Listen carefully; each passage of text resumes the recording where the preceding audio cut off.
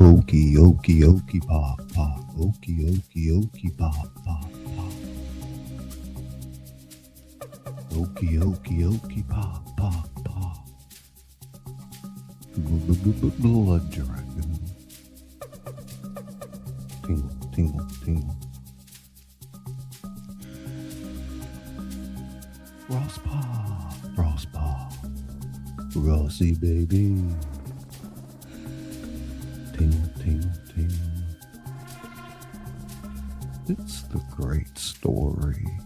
It's the great story, and it's the great story. A day, outlaw.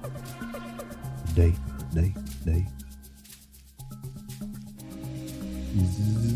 Easy pop, easy pop. Oh, easy pop. Lakeside Laura, Lakeside Laura.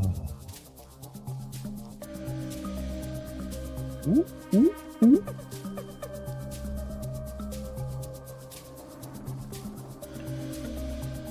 Doing all right, doing all right. How you doing?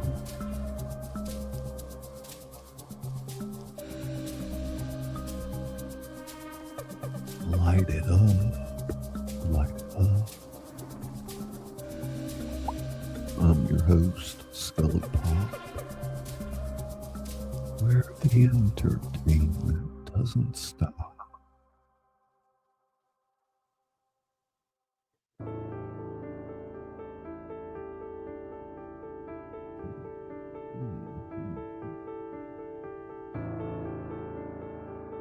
ScullyPop.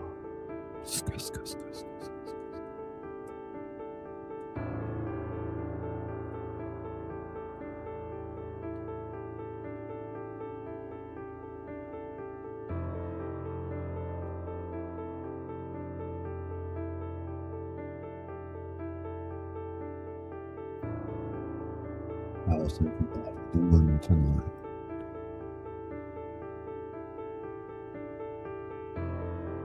Doing all right? Doing okay? Well, all right. Let's go. You ready? It's Wood and Chrome, Wood and Chrome. Welcome to the house of floors, Wood and Chrome. Test, it's a pop test. Check, check, check, check. Check, check, check. Boom, boom, chicka, rock, boom, chicka, moving out. Kitty, kitty, kitty.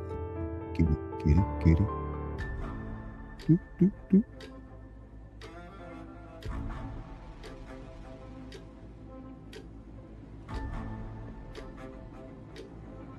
Woody pop, Woody pop.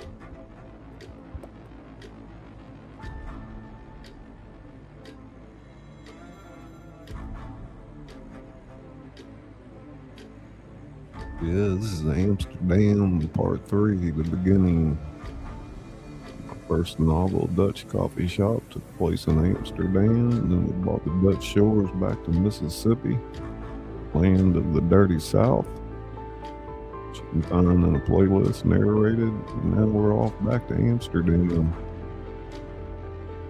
Hunt is back on the chase. Finds out he's got another son in Amsterdam he left behind, didn't know about it. After all,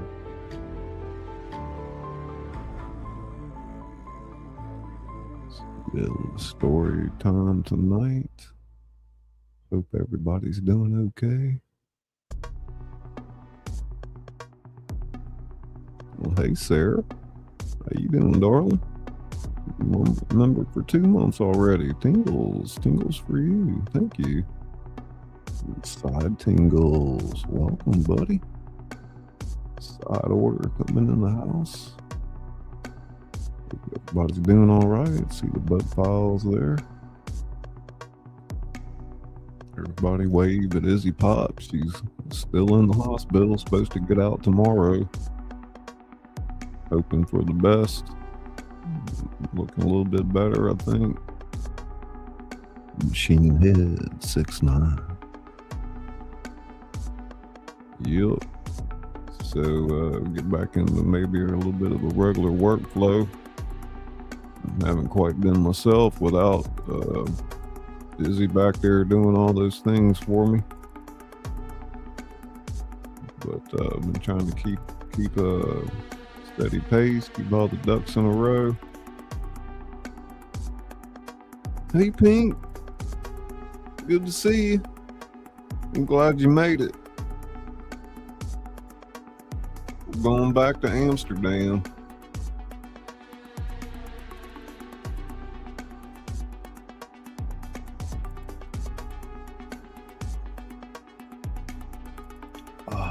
You can get my first novel, Dutch Coffee Shop, Amazon. I still haven't published Land of the Dirty South, although it's pretty much ready to go too. What I got, we got the Emerald Wonderland books, and Izzy and I did, and we got the new novels, the Thriller and New Orleans and Mardi Gras, Carnival Crew. Got the Awakening. It's about alien invasion, good thriller. What else we got? I wrote The Blue Diamond years ago. I need to get that one out there. There you go. Big Glyph. 3 months. You're right. I'm gonna pull up the old Dutch Coffee Shop overlay and read a little bit to that. I don't know how this is gonna go, but I'm just gonna go back to Amsterdam for a little bit and see what happens. That was the problem with Hunt. He left somebody behind, you know. He let that guy live in the first story, and it may have been a mistake. So there's that.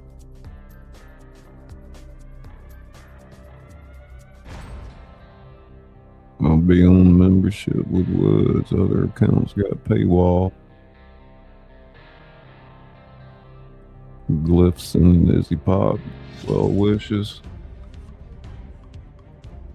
How you doing, Izzy?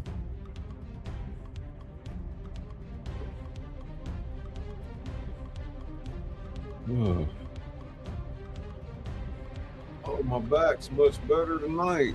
Spazzing out last night.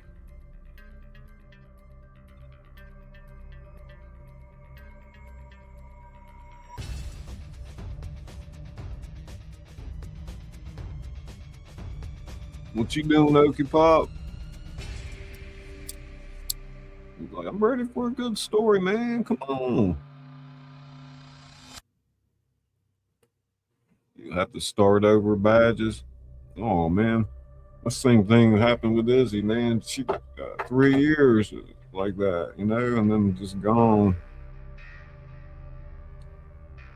Well, let me put Izzy's channel out there. Let's see. Oops. Didn't mean to do that. Oh goodness. Oh geez. I went out of a freaking live stream. Now I got an ad I gotta watch. Skip that. Come on, chat. The hell, man? Technology don't ever want to work when you need it to. What the fuck, man? My chat won't even come up now. Oh, hell.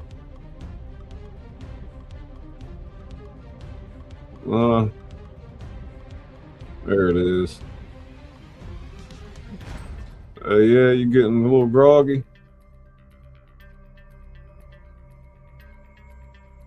I was wondering, I'm copying the link to Izzy Pop's channel and put that in the chat.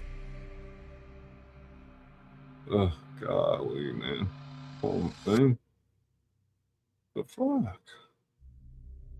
Okay. There you go. Let's see. Let's get some emojis out there. Still got 15 emojis. 22 months. Look at that. Damn. Good stuff. Pink. What's up, Pink?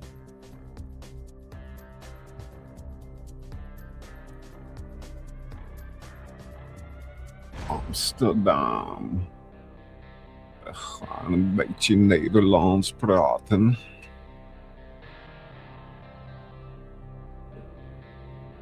Is that ScullyPop? Big like for you, ScullyPop. Hey, Susie. How you doing?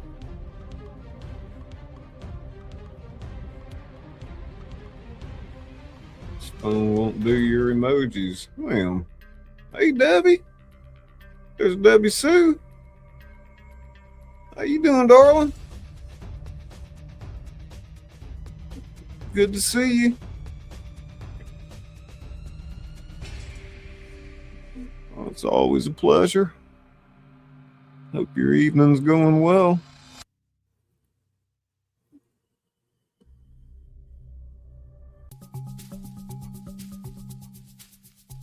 We're going to read a little bit tonight. I wrote a couple of chapters for my new novel. Don't even really have a name for it yet. Maybe I'll call it Amsterdam 3.0 or something. Hey, Misha. There's Misha. Let's put Misha's emoji out there. Misha, Izzy's still in the hospital tonight. Supposed to get out tomorrow. Hoping for the best. Man, ain't no doubt, man. She about kicked the bucket there a couple times. Jeez, man, I was watching this movie clip, man. A guy got lassoed around his neck and the horses took off and dragged him through the woods, you know. I was thinking about Izzy, man. Like, that's about like what she's been through. Freaking crazy.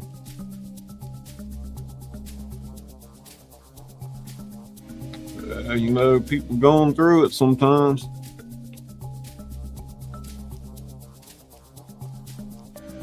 Ain't no doubt. Who likes being in the hospital, man? I'd be like overdosing on nicotine patches. Shit, I'd probably be chewing on them or something.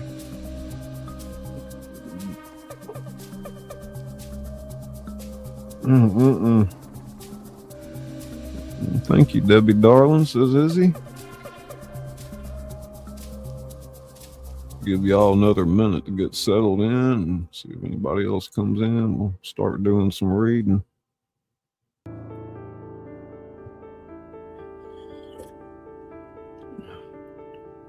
Man, it's the worst habit, isn't it? I just, you know, you always see those, Misha, you always see those people, they get out in the movie, they should get out of rehab, you know, first thing they do is go smoke a cigarette. Like it's good for them. But it's got its pros and cons, I get it.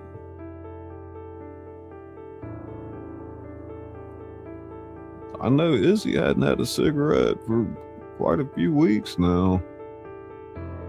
She got double pneumonia, you know, like whatever else was going on.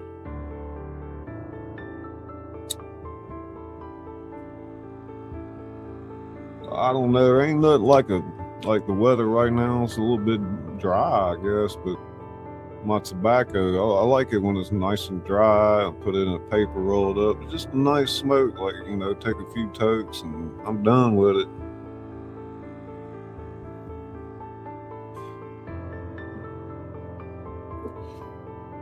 I don't drink. I used to. I used to be a big drinker. Heck, I mean, what the hell else? I mean, the only thing to calm your nerves sometimes.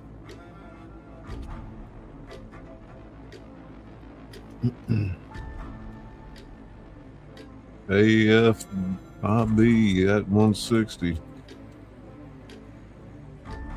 Okay.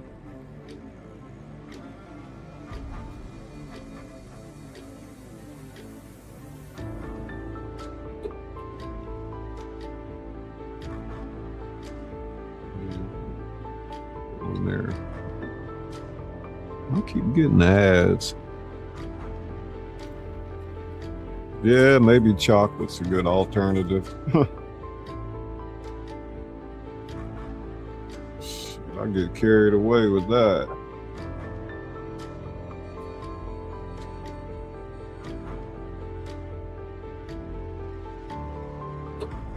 How about all this cold weather for the birds, ain't it?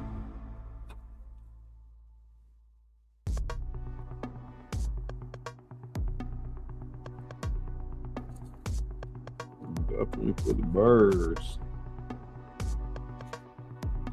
I don't know. I was thinking about getting one of them little mini treadmills, and I could even walk on it while I'm live, you know, but maybe just take up walking whenever you want to smoke. Go get on the damn treadmill and pump it out.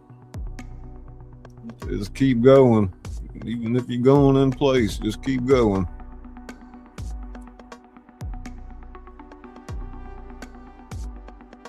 I don't know. A couple people have told me in life, walking, man, just walk every day, 5-10 miles. You'll be like buff as hell.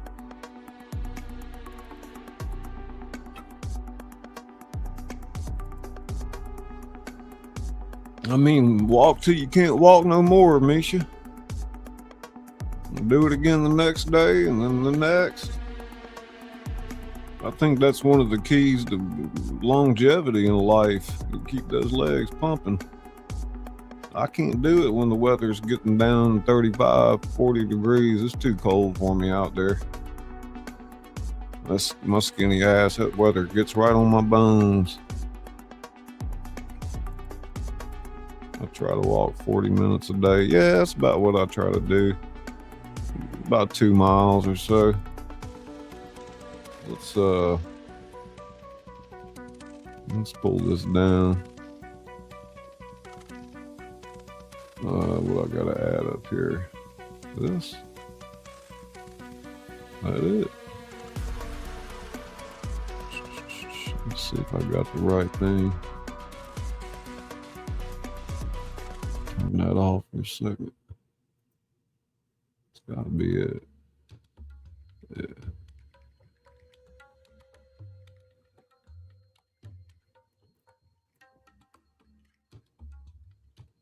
So now you can't even hear it. Too loud earlier.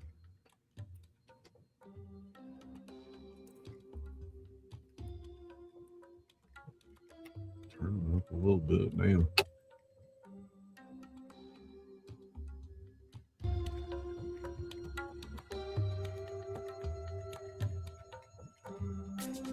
Yeah, welcome to the world of Amsterdam.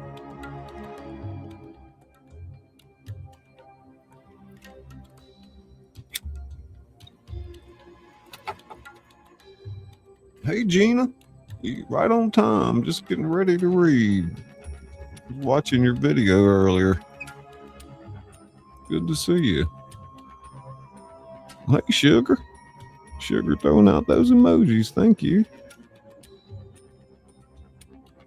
Y'all popping in. Good to see you. Gina says, hello, Izzy. You're doing well.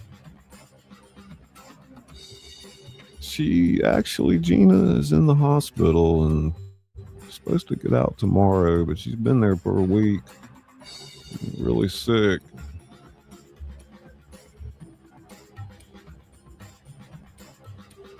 I can't remember if you knew that. Yeah, sugar, I'm doing well. Just about to start reading.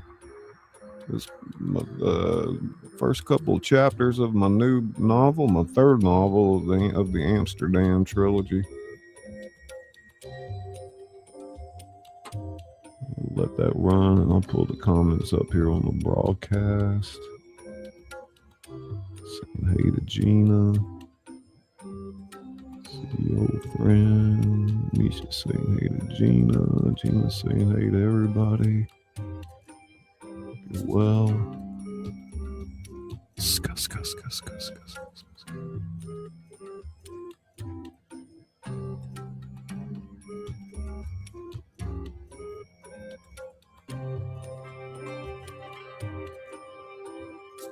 Chapter 1. The red light district never sleeps.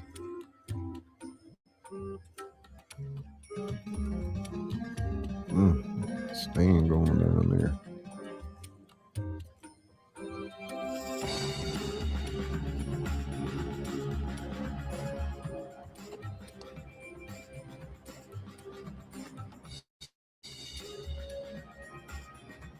Sarah Pop. Side order. Tingle. Sheen is 6'9".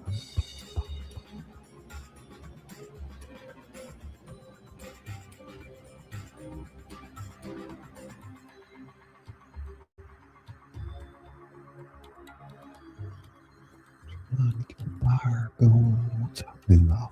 Listening to the warm.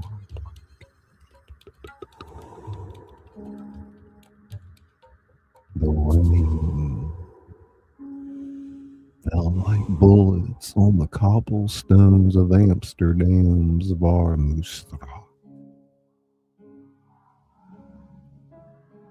Each drop exploding into 1,000 tiny mirrors that reflected the neon glow of the red light district.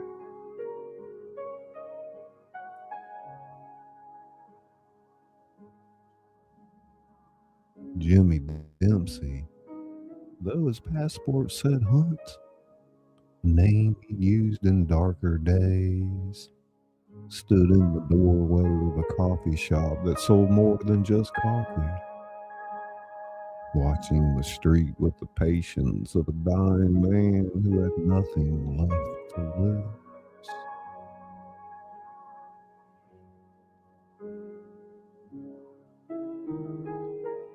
His passport said Hunt.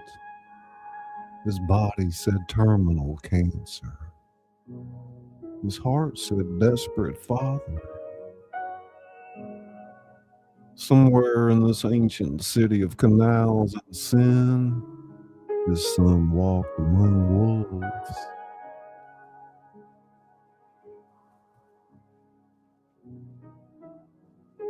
Peace Dubois, 14 years old, brown hair like his mother Sophie's, though Jimmy wondered if the boy had inherited his own gray eyes. The ones Sophie used to say could see through lies like they were made of glass.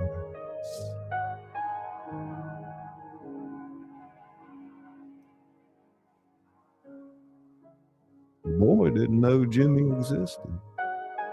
Sophie had made sure of that before the cancer took her 3 months before. Her final letter had been brief, cruel in its honesty. He works for Edwin now. God help him. God help you if you try to interfere.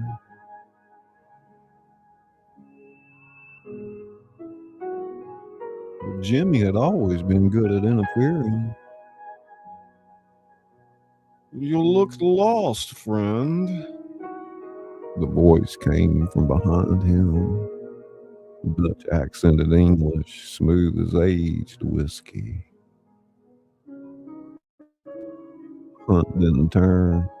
In the window's reflection, he could see the man, late 20s, expensive leather jacket, the kind of handsome that came with a price tag. Looking for something specific? I know a place with girls, boys, whatever makes you happy. I'm happy enough, Jimmy said, his own accent carefully neutral, American but not quite. He learned long ago that accents were like fingerprints if you weren't careful.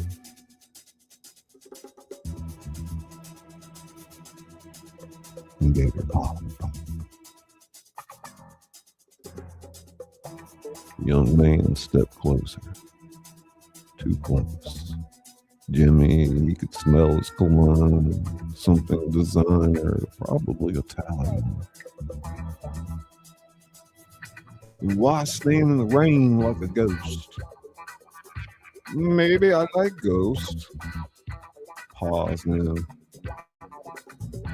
Edvin sent to me. There was. Name that had haunted Jimmy's thoughts since Sophie's letter arrived at his son William's house in Mississippi. Delivered just days before Jimmy was supposed to have died, his ashes scattered in the Gulf.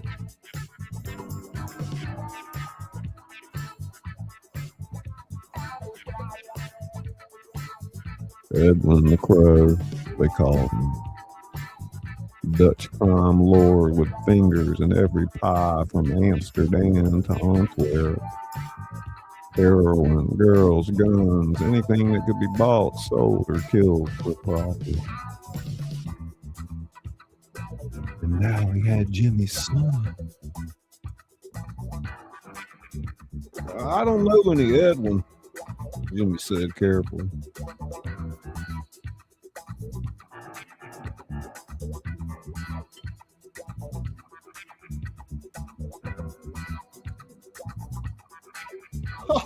Of course you don't. I don't know any dying man who flies halfway around the world to watch teenagers move product through coffee shops. Funny how that works. He pulled out a cigarette, lit it despite the rain. Edvin says you can meet the boy tomorrow, noon. The Begeinhof courtyard. You come alone, you come unarmed, or the boy learns of what his intestines look like on the outside, you understand? Jimmy's jaw clenched. Every instinct screamed to grab this smug bastard by the throat, to make him understand that threatening a man's child was the fastest way to die slowly. Jimmy learned restraint in his years. He learned that the cancer eating through his body didn't mean he couldn't still be dangerous. I'll be there, he said quietly. Smart man. The courier took a long drag. One more thing. Edvin knows about Mississippi. He knows about the Costa Rican. He knows about the woman with the diamond. Another drag, smoke curling into the rain. He says to tell you that Mariana Rodriguez sends her regards. The world tilted slightly. Mariana, the orchestrator. The woman who played them all like instruments in some sick symphony of revenge. She was supposed to be in Rotterdam, setting up her new empire. What the hell was she doing communicating with Edwin about Jimmy?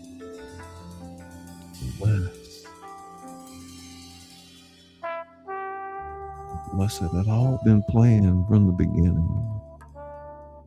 Unless Mariana knew about Sophie, about Teese, about everything.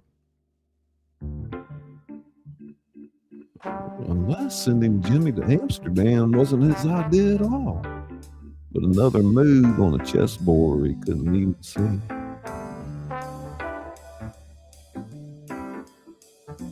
You understand now. You're not here to save anyone. You're here because she wants you here. Question is, why? He flicked the cigarette into a puddle and walked away, swallowed by the rain and neon like he never existed at all. Jimmy stood there, water soaking through his coat, and thought about his son, 14 years old, working for a man called the Crow, caught in a web spun by a woman who'd already orchestrated enough death to fill a cemetery.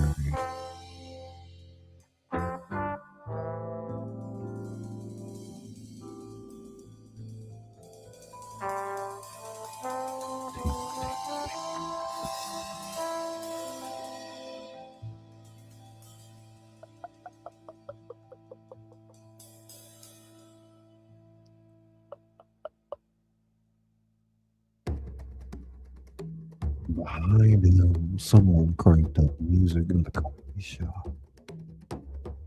Something with heavy bass that made the windows vibrate.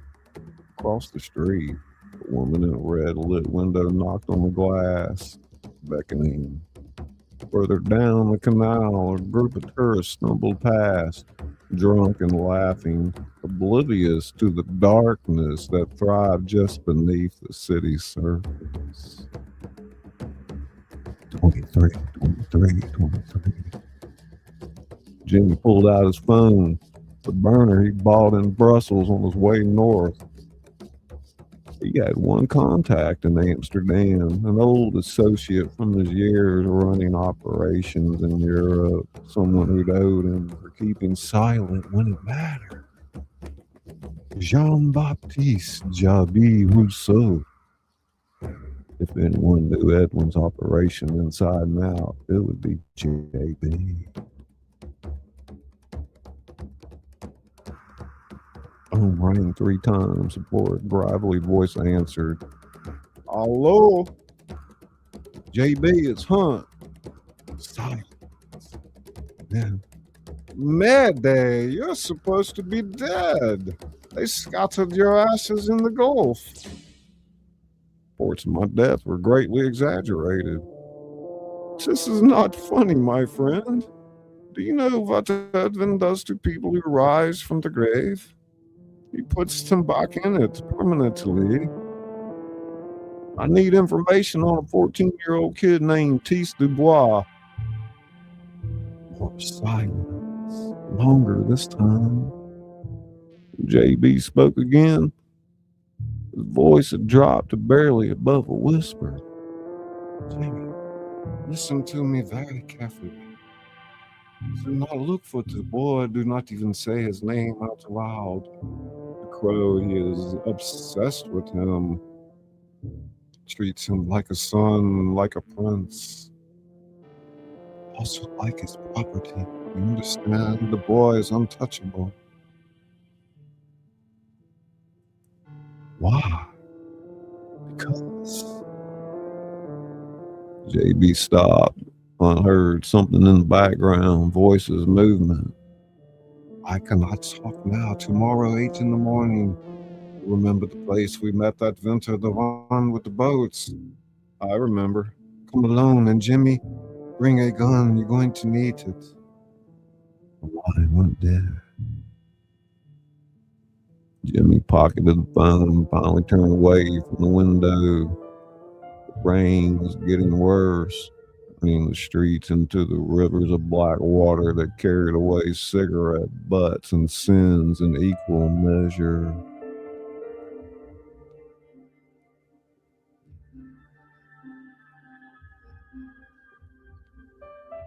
Somewhere in the city, the sun was sleeping.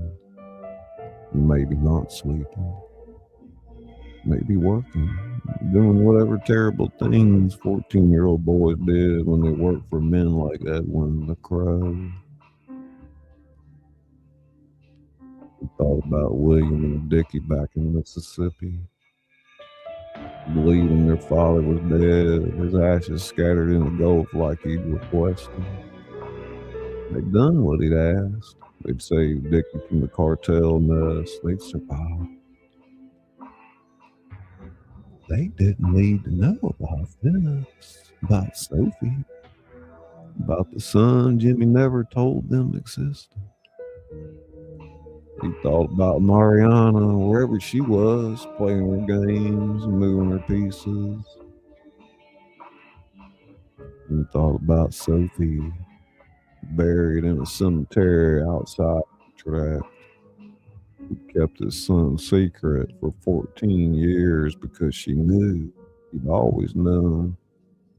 Jimmy's world was one of blood and betrayal, not one for raising children. She'd been right to keep Tease away from him. Now Jimmy was dying anyway. That world had found his son regardless. That world had found his son anyway.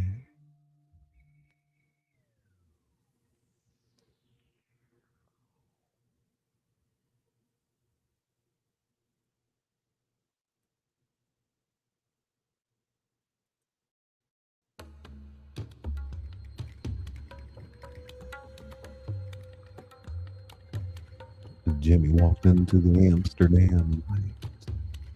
Rain streaming down his face like tears he wouldn't allow himself to shed. He made a promise to the ghost of the woman he'd once loved. He would get Tease out of Edwin's grip. He'd save his son from the life that had destroyed him, even if it meant burning all of Amsterdam to the ground. Even if it meant using the last strength in his cancer-ravaged body had left. Part 1. Hey, Lucy Pop. Lucy Pop getting in. Lizzie Pop, Machine Head 69. KC, what's up, buddy? Gator, how you doing? Gina's still there. Sweet ass sugar. Simply Debbie Sue. Leisha Pop, Leisha Pop. Ooh. How is everybody?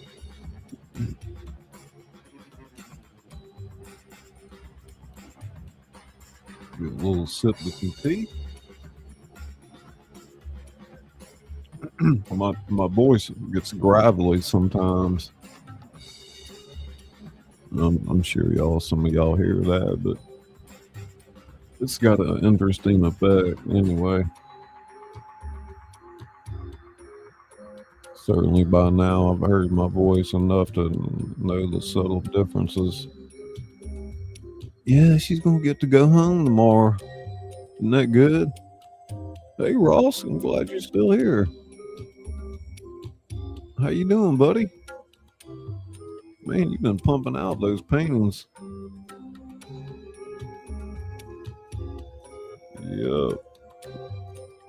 She's been eating well too down there. A lot more than she eats at home, so that's probably getting her strength back up.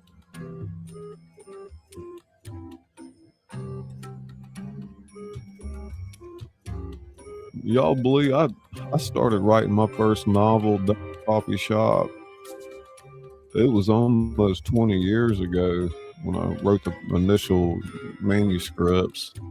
Well, actually, I wrote probably about 9 or 10 books that didn't have endings, but eventually I learned how to do that. Any of y'all ever tried to write a novel? It's not an easy thing to do. I don't know. I think it's a shame. Probably people aren't really interested in reading books like they used to, but you got everything you need at your fingertips.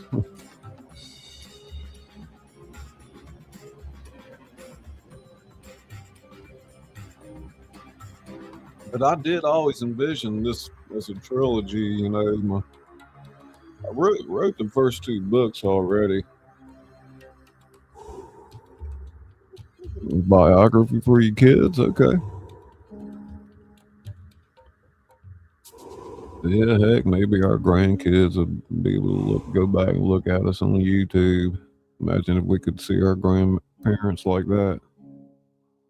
If our grandparents had YouTube channels, I'd be like, that'd be cool. I don't even have any videos of my grandparents. Hey, Cassie. Tales Told in the Dark has come into the building. That's Cassie. Welcome, welcome. How are you?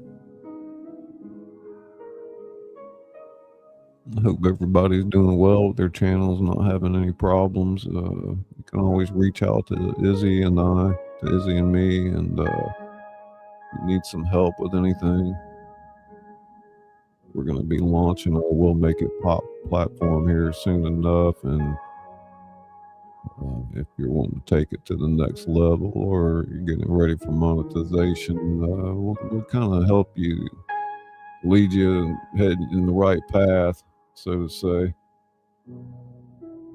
Yadira, Yadira, pop. Welcome, Yadira. Welcome.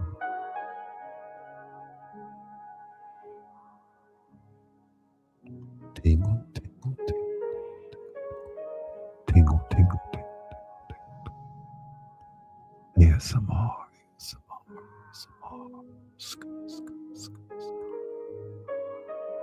Got earbuds in.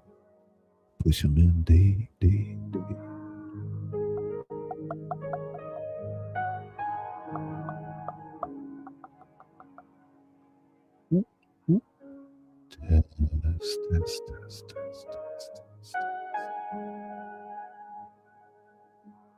Test.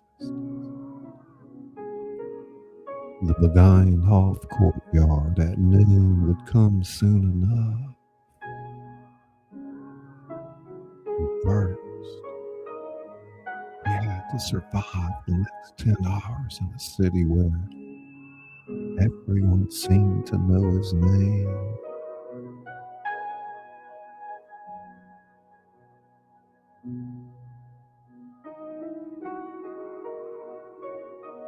Or at least the name on his passport. His greatest enemy was a woman who'd already proven she could orchestrate death like some dark maestro. In the distance, church bells began to toll. Jimmy counted them. 1, 2, 3. 3 bells. 3 players in this game. Himself, Edmund, and Mariana. One question remained. Who was the hunter? And who was the prey? By tomorrow noon, he'd have his answer, or he'd be dead, this time for real.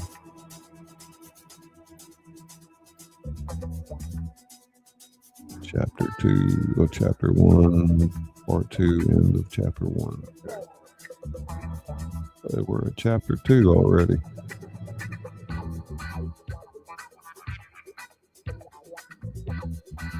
Crow's Nest. Edwin Von the Bear didn't look like a man who'd earned the nickname the Crow.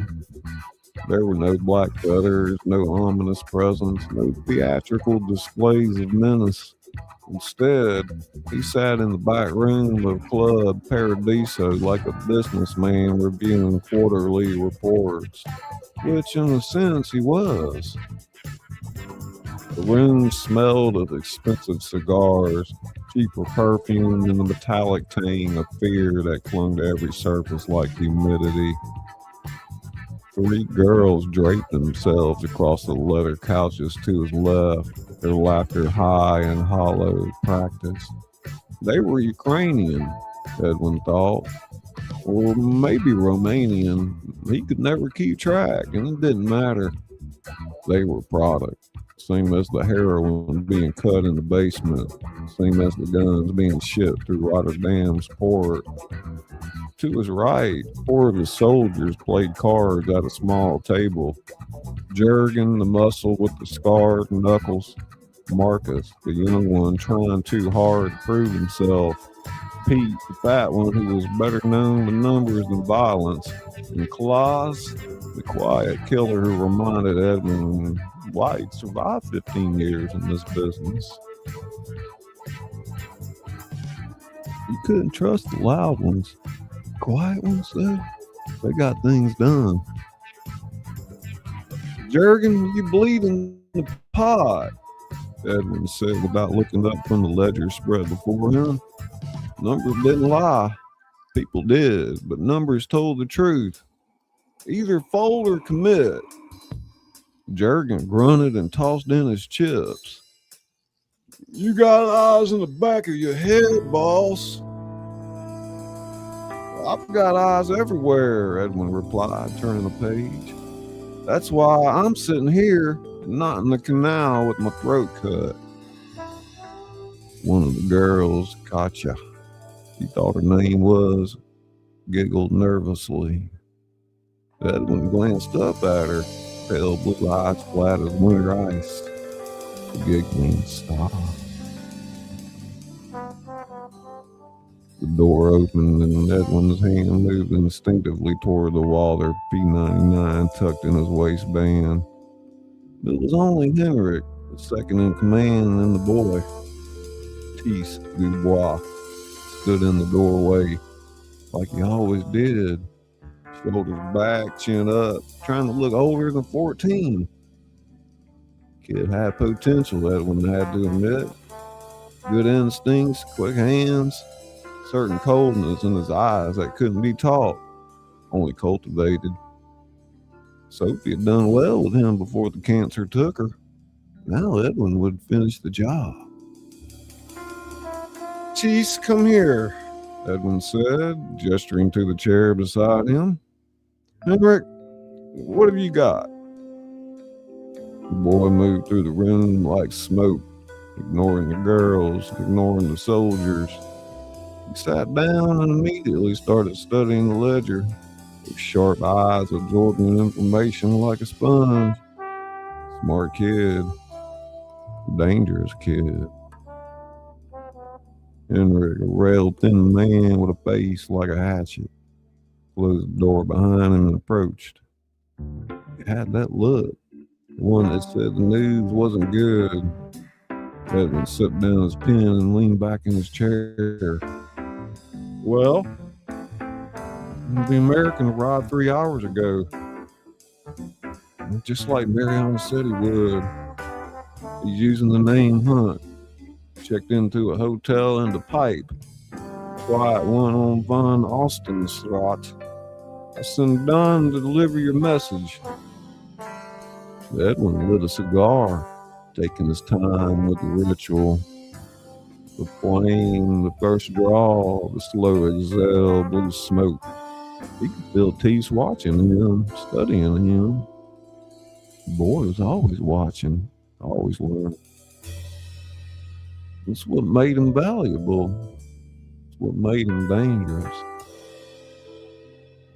And did our friend take the message well? Henrik allowed himself a small smile. Don said he didn't flinch, stone cold, but his hands, Henrik made a fist. Tense, he wanted to kill him. But he didn't. No, boss, he accepted the terms. Noon at the Begeinhof. Edwin nodded slowly, smoke curling around his head like a crown of mist. And he's been asking questions. Called J.B. Rousseau within the hour. We've got the tap on John Baptiste's phone, you know. They're meeting tomorrow morning, 8 o'clock. Boathouse by Wester Dock. Predictable. Edwin tapped ash into a crystal tray. Jean Baptiste has been useful, but his loyalty is flexible. How much did he tell the American? Nothing concrete, just warnings. Said Thies was untouchable. Said you were obsessed with him. Henrik glanced at the boy. Should I have JB taken care of? Not yet. Let him play with both sides a little longer. Tells us who else is interested in our business. Edwin took another drag, his eyes never leaving Henrik's face. You said Mariana predicted he'd come? Did she say why? She said, speak freely, Henrik. The boy knows who he is, don't you, Tease? 14-year-old didn't flinch. I know my mother had secrets. I know you're not my father, even though you've been good to me. And I know there's a reason you keep me close but never let me see the real work. Edwin smiled. A rare expression made him look almost human. Smart boy. Your mother raised you right. Turn back to Henrik. Continue. Mariana said the American Hunt, or whatever his name is the boy's biological father. Criminal from Mississippi, tied up in the mess down there with the cartel and the Costa Rican. She said he faked his death a week ago, scattered ashes in the Gulf, the whole theater. But he's dying for real, terminal cancer. Maybe 6 months if he's lucky. Edwin's eyes shifted to Tease. The boy's expression hadn't changed, but something flickered behind those eyes. Curiosity? Anger? Fear? It was hard to tell with this one. So a dying man crosses the Atlantic to find a son he's never met. Mariana says this is all part of her arrangement with you? Something about payment for services rendered? She wants him dead, Henrik confirmed, but not quick. She wants him to suffer. She wants him to watch his son become what he tried to escape. She said. Henrik glanced at Tease again. She said the boy is payment for her silence about your operations in Belgium. Insurance, she called it. The room went quiet except for the muffled bass from the club and the soft shuffle of cars at the soldiers' table. Even the girls had stopped their fake laughter. Edwin studied Tease carefully.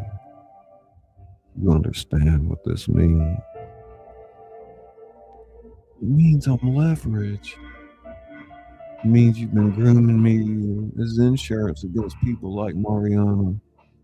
Now my father, my real father, is coming to try and save me from a life he thinks I need saving from. It also means you're going to kill him, probably in front of me to make a point. See, Henrik, this is why I invested time in the boy. Most 14-year-olds would be crying for their mothers right now. Not this one. He leaned forward, his voice dropping to something almost paternal. I'm not going to kill your father, Tease. You are.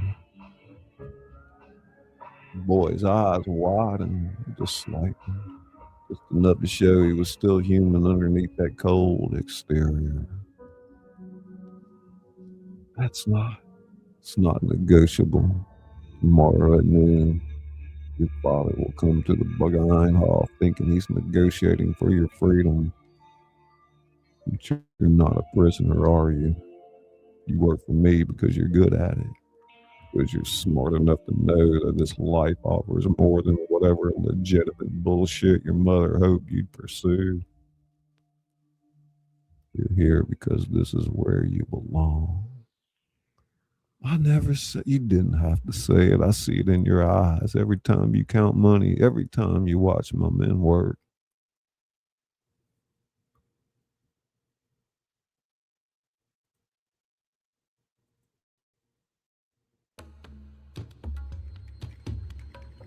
Check, check, check.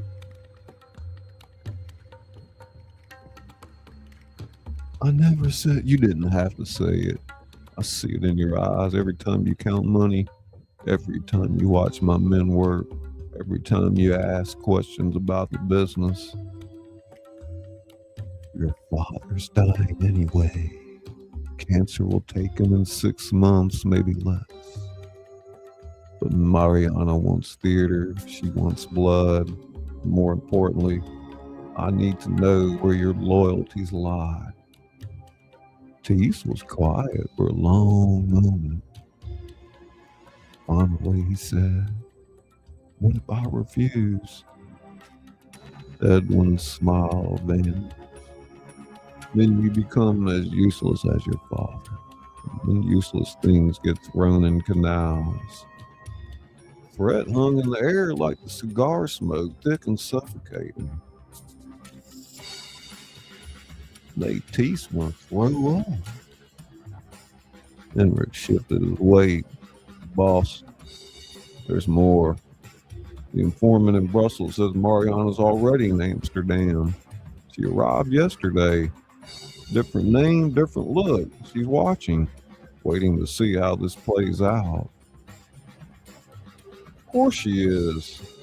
Edwin stubbed out a cigar with more force than necessary. "She wants to see if I'll honor our arrangement. She wants to make sure I can control my assets." He looked at Tease. "Can I control you, boy?" Tease met his gaze without flinching.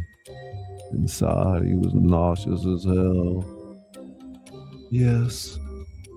"Are you certain? Because if your father comes here with some speech about family and redemption and taking you away from this life, I need to know you won't hesitate.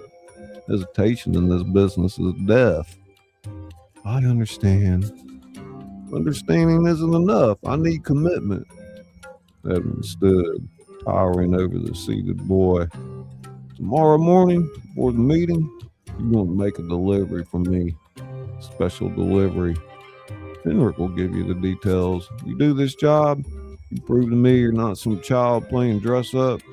You do this job, and we'll talk about your future in my organization. A real future, not this apprentice bullshit." He stood as well, matching Edwin's intensity. "What kind of delivery?" "The kind that requires a strong stomach and no conscience." Edwin glanced at Henrik. "Show him."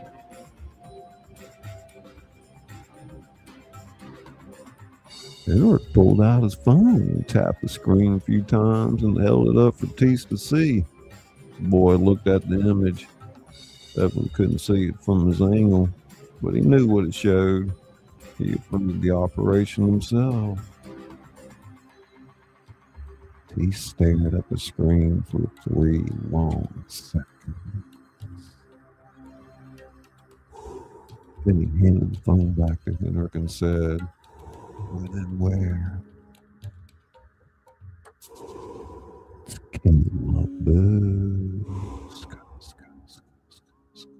Kayla Boo. Boo. Six Bows is back. Six Bows is back."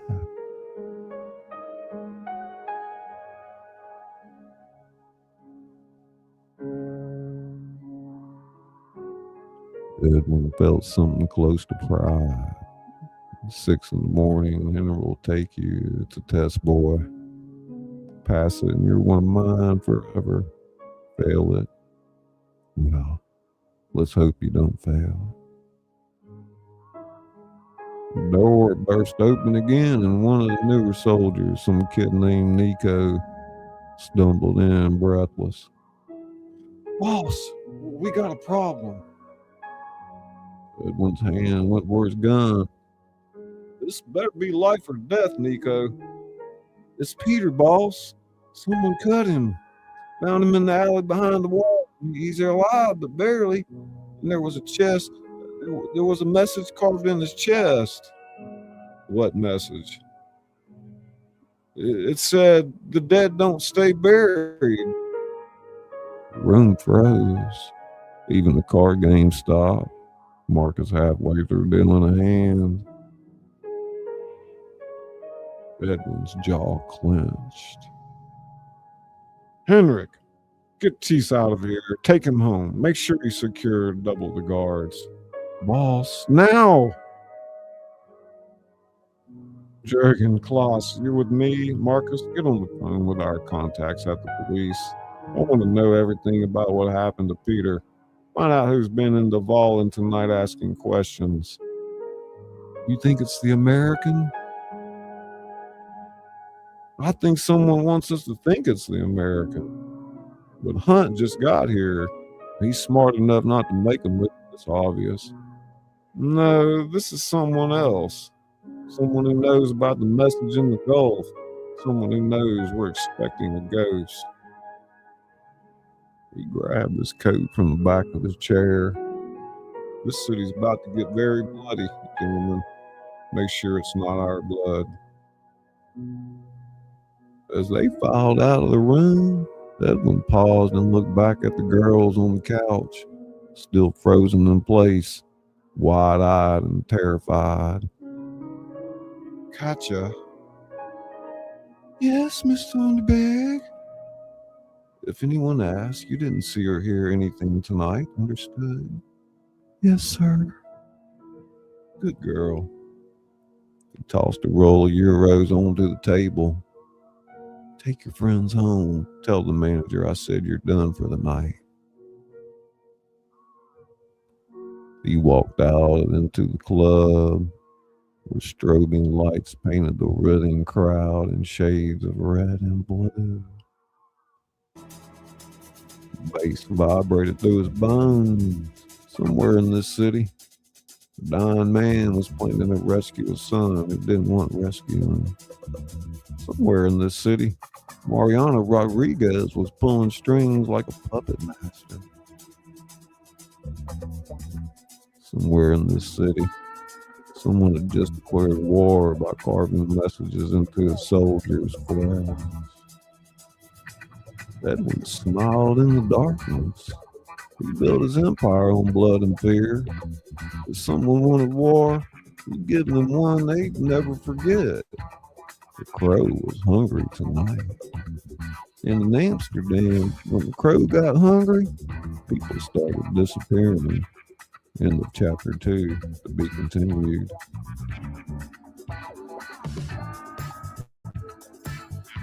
Yeah, 2 chapters so far. How you doing, Kayla? Always want to visit the movies. Yeah, it's a beautiful city for sure. Although it's been 30 years since I've been there. It's been longer. I've been in Amsterdam longer than Kayla's been alive.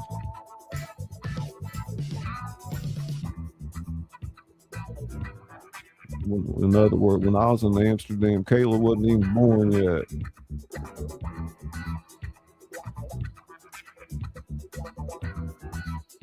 I don't know. Maybe Kayla got a little bit of an old soul in her.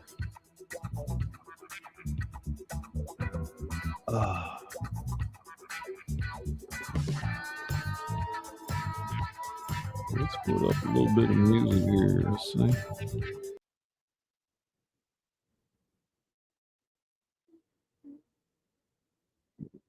Is there any sound of that? Shit, I don't even hear it.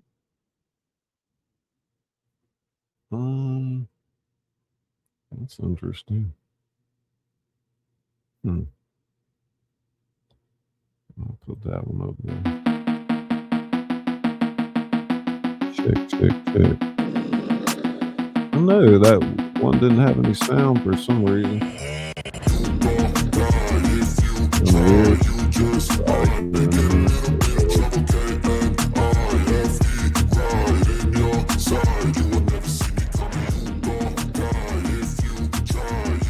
Something real quick.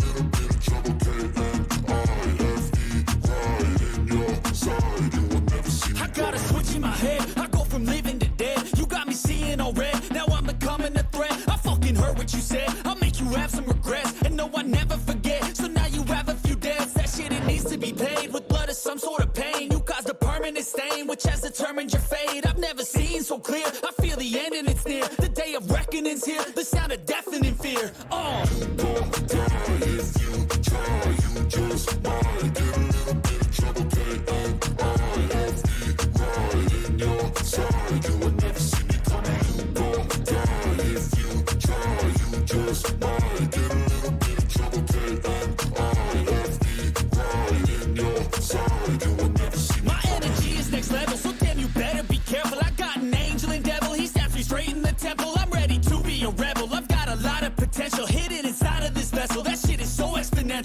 need a first class ticket to the top, no limit. I don't play no gimmicks, I'ma take you to the clinic. If you want a taste, come at me and you will be replaced. They won't find a trace of you anywhere or any place.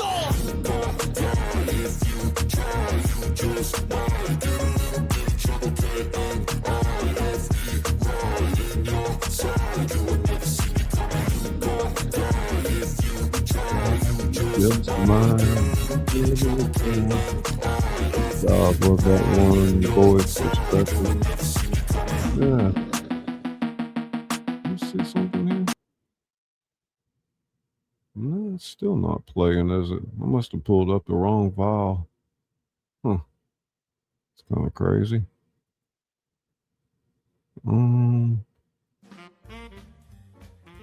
of that Izzy jazz up there.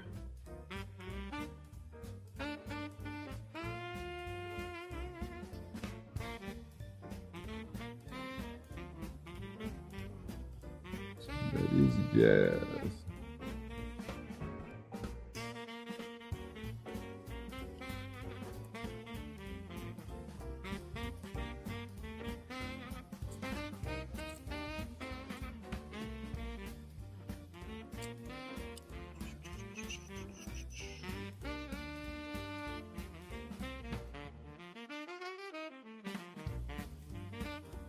Yeah, I think I might be on to something with that. I always did want to finish writing the third book.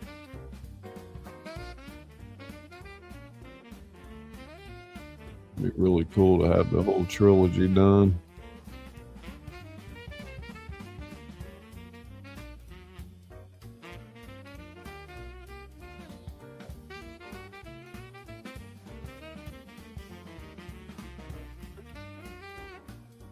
How you holding up there, Izzy? Let me bring you a snack.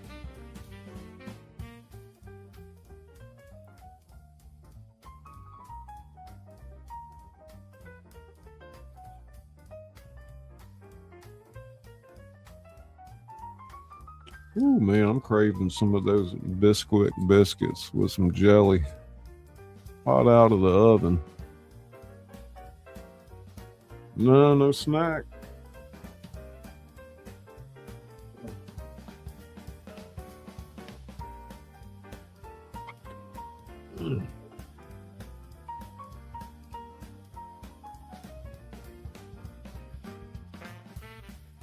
Shit, man. I comment up there the whole time. I always do that.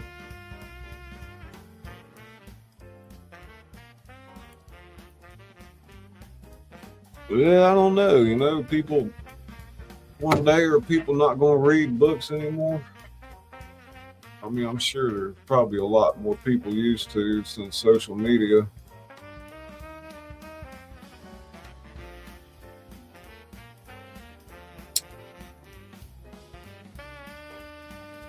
I mean, I know there's always a big part of me that loves the literature and will always respect it and appreciate it, but I don't know. I've been doing this so long.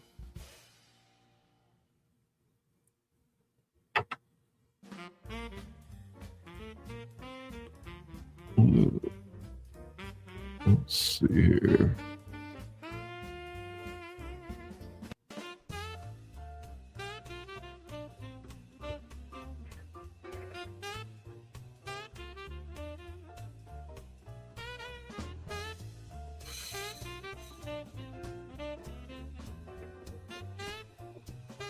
Oh man, sit back in the chair for a minute.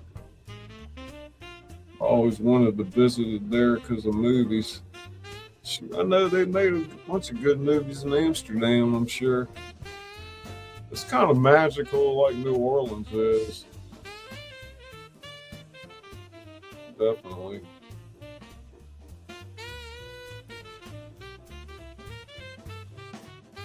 Yeah, the volume's a little low.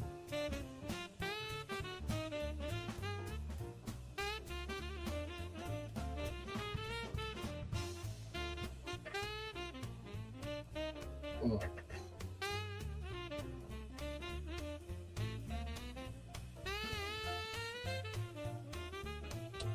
Ain't been live down in New Orleans in a while. I know they got the Mardi Gras coming up. Probably do a couple lives from that, maybe. It's always fun watching all that.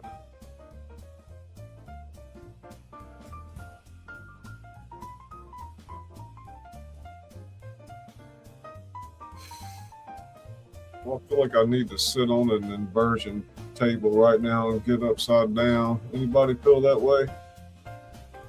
All the blood rush to your head, stretch your back out. Hey, that's what you need, Izzy, an inversion table. Tell them that will solve all your problems. Lawless, hey buddy.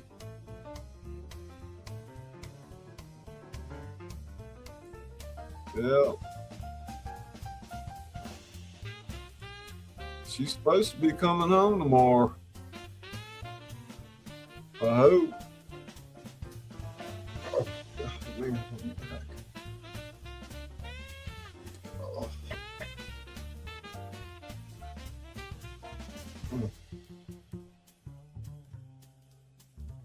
Izzy Pop.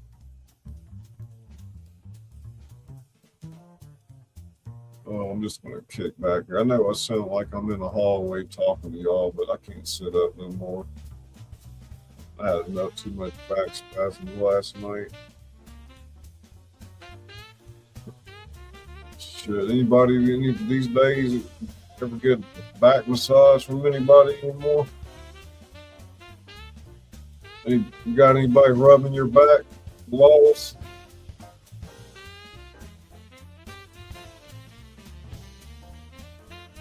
Shit. Live on a heating pad the rest of my life.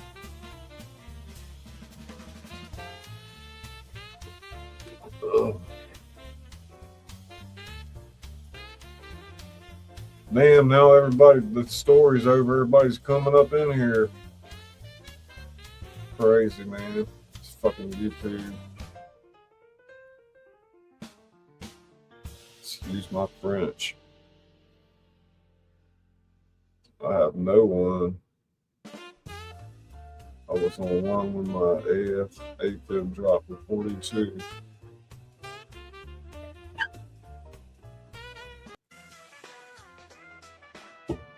Oh, Jesus. Your French is sweet.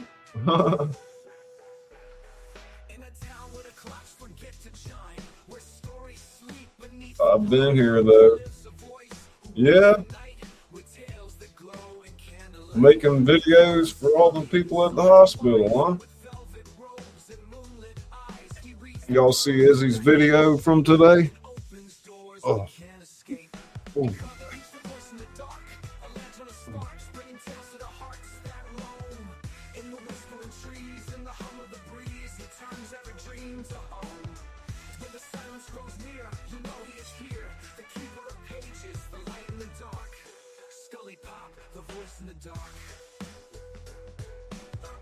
Yeah, I think Lawless, weren't you in the Amsterdam when we did before? I think so. Shit, I can't remember anymore all the stuff we've done. So I guess I need to sit down one day and export all that to a hard drive, all that work we've done. Oh.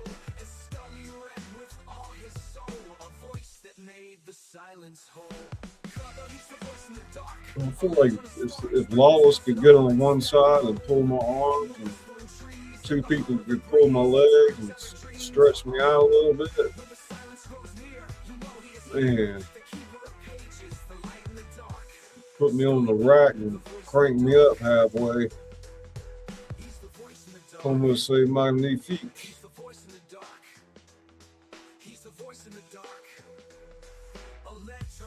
Oh. Yeah, I'm gonna try to find some streaming software. Let all y'all use it instead of StreamYard. That'd be pretty neat. Yeah, I need to hang from something, I guess. The last time you hung from anything? Can you hold on to a bar for a while, Lawless?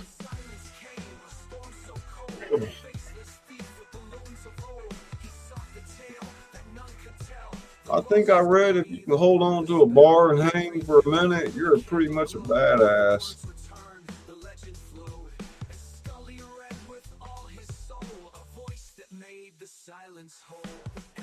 Yeah, I got one of them pull-up bars you put in the doorway. You know, I used to do it, but I stopped. So I don't know. I'm not fucking shape to do that right now.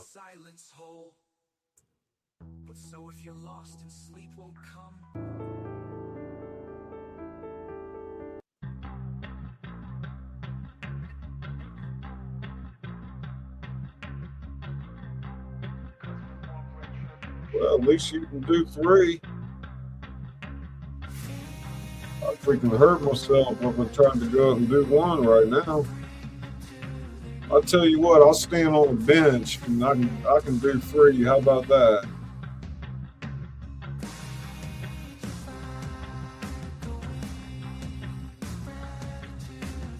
I'm gonna start doing push-ups on the wall. You stand next to the wall, Lawless, and do some push-ups, man.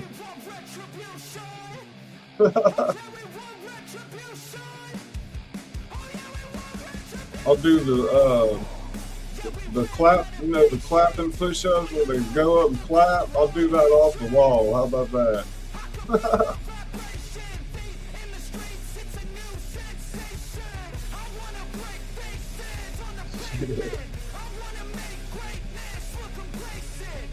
Be like playing patty cake with the wall, right?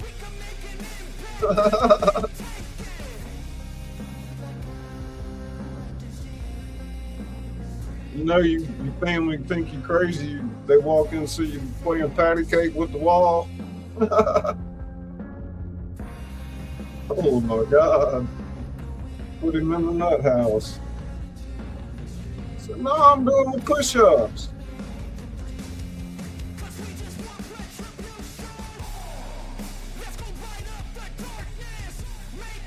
Doing my clap push-ups.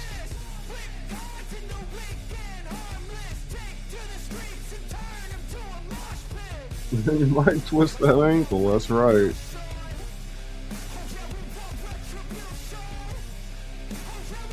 Man, we used to play tennis. My buddy, all of us twist our ankles, but he'd always twist it so bad you could hear that thump, you know, like the bone hitting the concrete. You could hear it, man. Oh my God, it must have hurt. He had some weak ass ankles.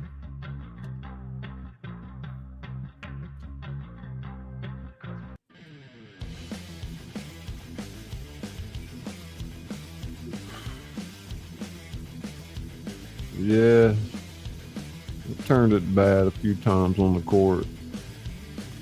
Most of the time we just walk it off and keep going, but God, can you imagine doing that now?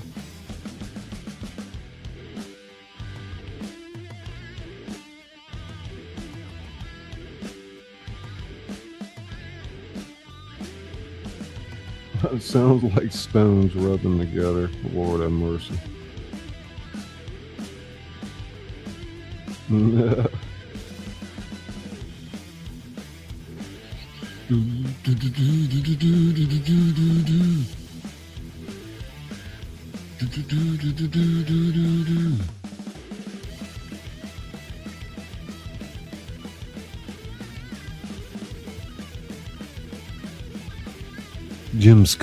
Jimska.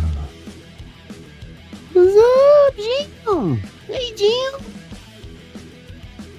There's Jim. Jimmy Pop.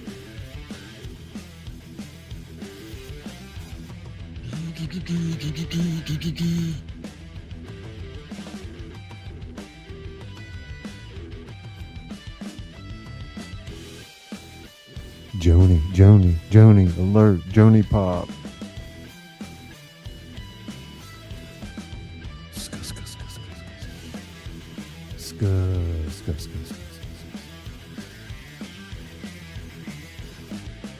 Woohoo! 2 nights in a row. I know, feeling good. Y'all share it out. There's 22 of you out there right now. We'll party all night. Rock it out.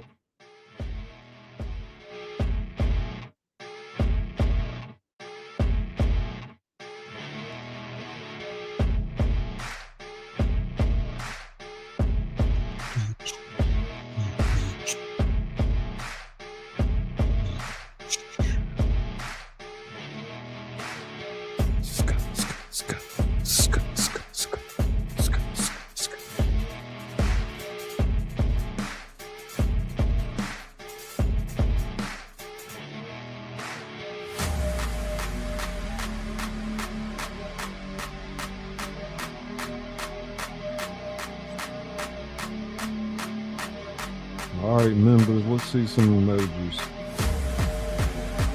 Check your membership for a milestone as well. Light it up.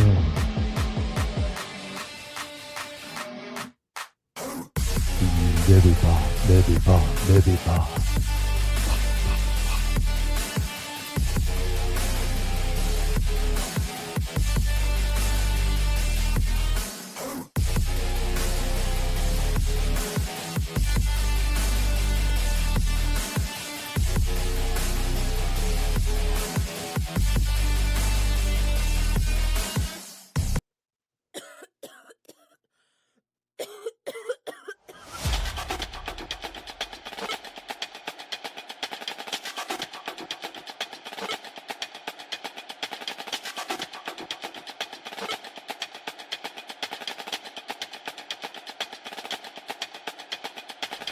I can tell we need to talk about things, so I'll let you start.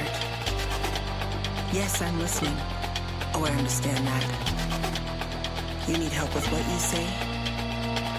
Oh, that's crazy. That's crazy, because the last time that we talked about this, I felt like I was really clear.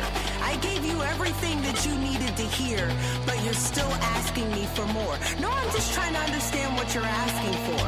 Because the only thing that I can't really describe right now is how angry I am about you not listening to what I said before. You're just not listening. You're projecting and you're not listening. Grizzly Games and Grub.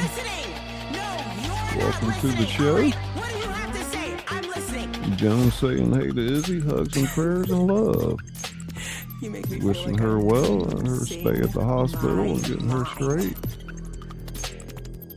I said it, and you're still not understanding. I've given you How y'all doing tonight? What else could I do? Buenos What deals. else can I give you? What else can I say? What else? What else do you need from me? Anybody ever felt that way? I'm going crazy. I'm going crazy. Yeah, I'm repetitive. I'm saying it over and over and over and over and Down over home, and over Misty again. style. Why should I repeat myself? Why should I repeat myself? Why should I repeat Hop on in, myself? darling. Why should I repeat myself? Why should I repeat myself? Nice to see you as well.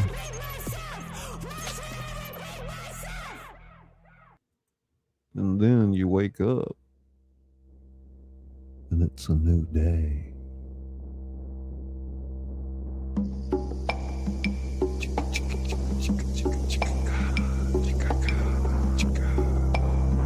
I start my day in silence. Where are my slippers? Where's my notebook? My dreams, write them down. Write down your dreams. Write down your dreams. Don't forget to write down your dreams. More silence. More silence. And now, it's time to go. It's time to go. My journey to where I'm going is steady and still silent. I gather my belongings and my clothes, my garments, my gloves.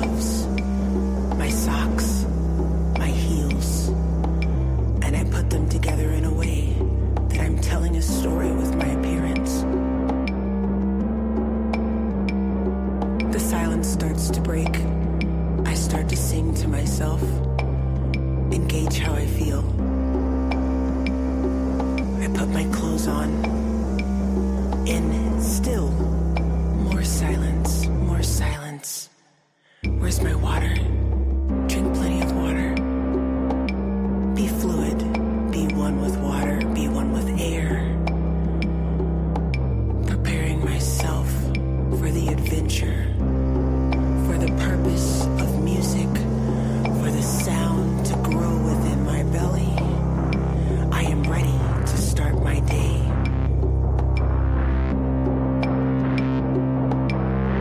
I let my vocals carry me to the next moment.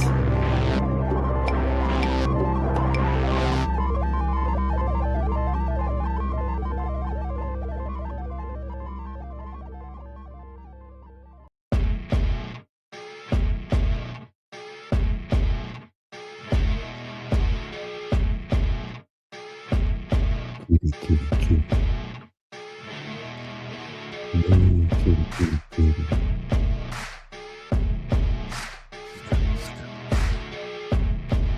Hey, kitty, kitty, kitty. Whoop, whoop, whoop.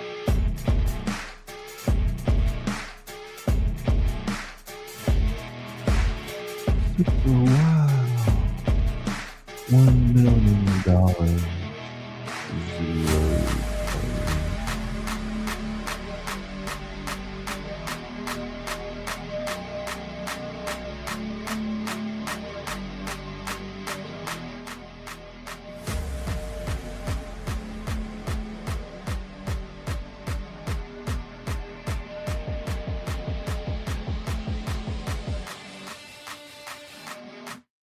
Oklahoma.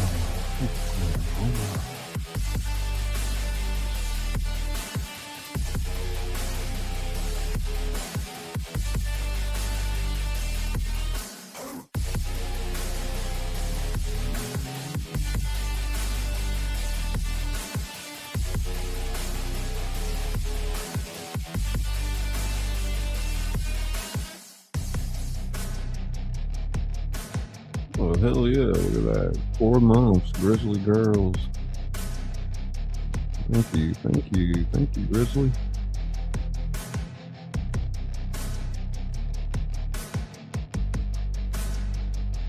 What else we got up here?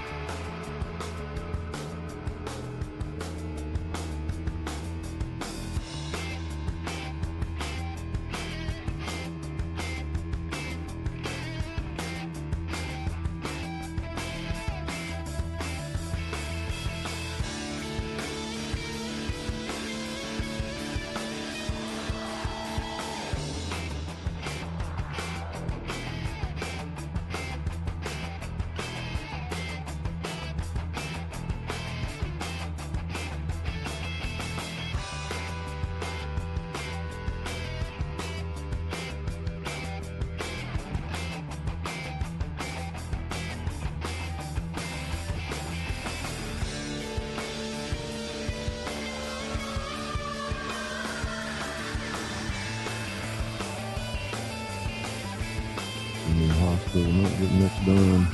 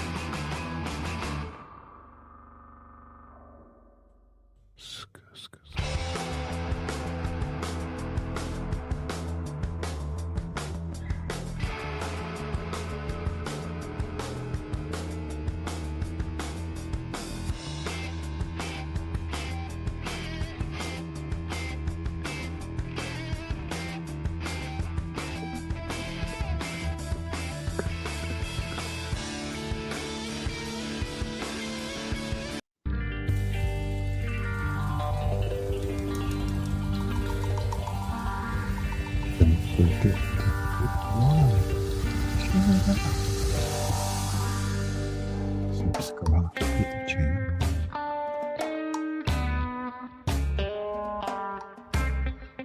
It's going to be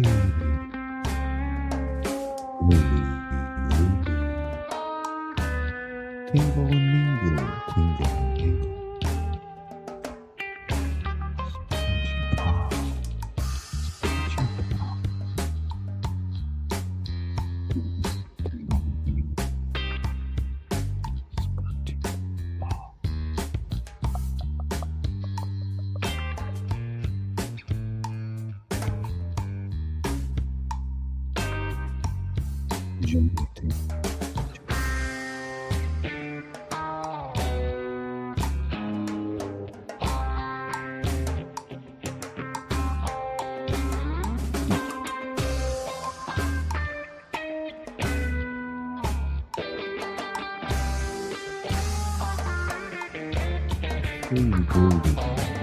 mingle.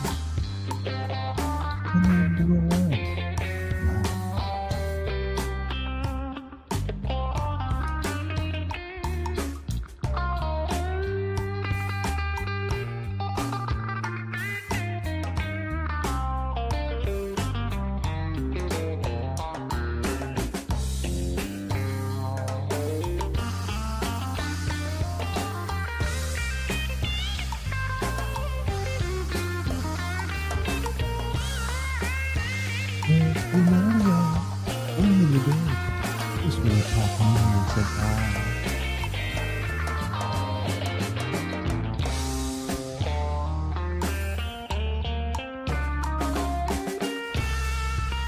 Where you going, Izzy?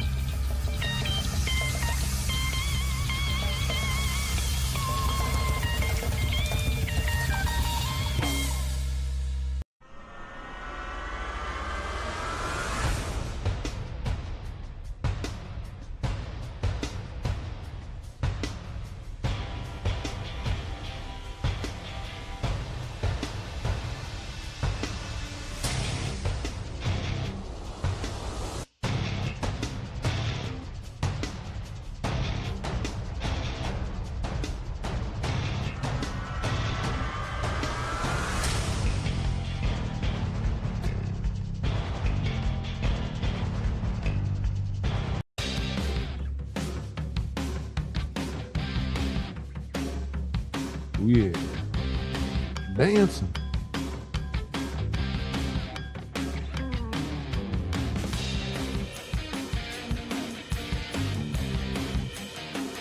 Welcome to the House of Pain. No, I'm just kidding.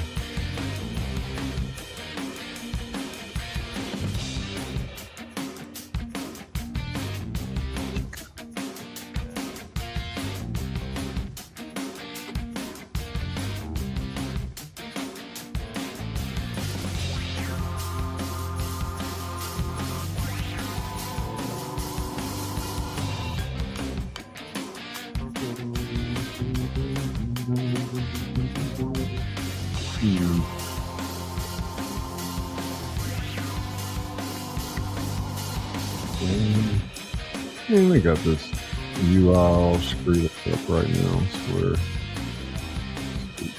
Scroll through there every time like that. I don't know about all that. What else we got up in there?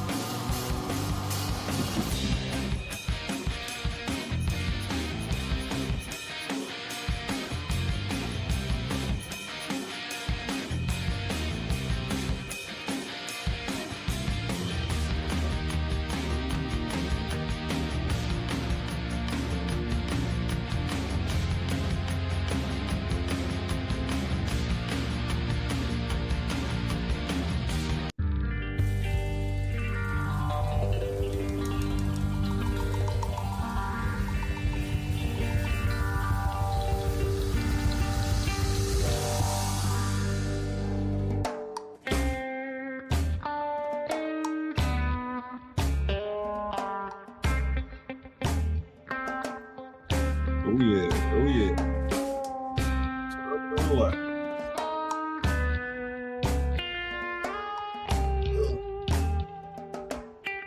How you doing, Oklahoma?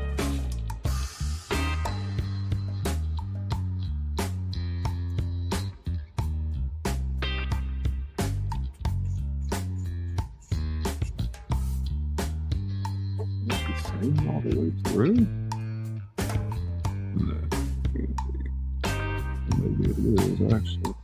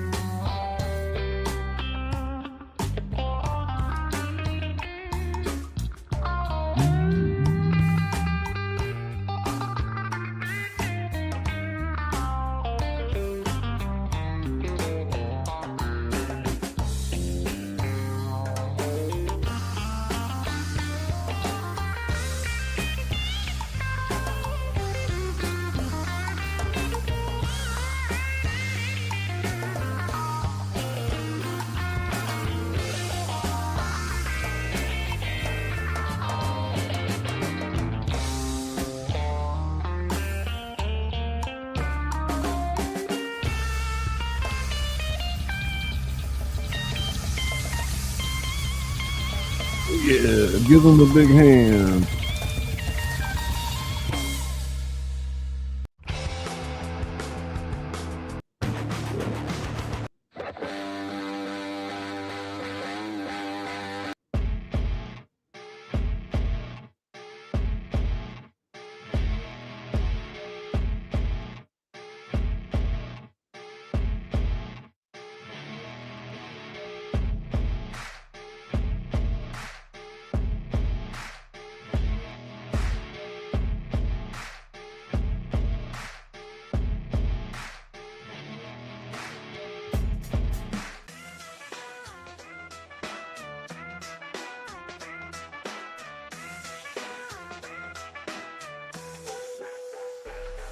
In a town where the clocks forget to chime, where stories sleep beneath the pine, there lives a voice who walks the night with tales that glow in There's my candlelight. Izzy Pop They call him song there. Scully, soft and wise, with velvet robes and moonlit eyes. He reads the world back into shape and opens doors we can't escape.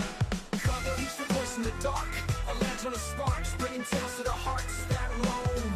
In the whisper, Listen, you hear my name in there. Listen. he turns every dream to home.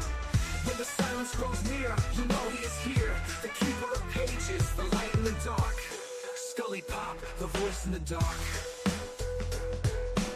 Emerald leaves a portal wide. He called the midnight guild inside. The books all breathe, the stories flew, as every chapter wrote what's true. But silence came, a storm so cold, a faceless thief with balloons of old. He sought the tale. Ooh, anybody getting hungry? The lost story that broke the spell. Maybe some chicken and rice. A candle glow, the words return, the legend flow, and Scully read with all his soul. A voice Maybe that some made the silence biscuits. I go. don't know.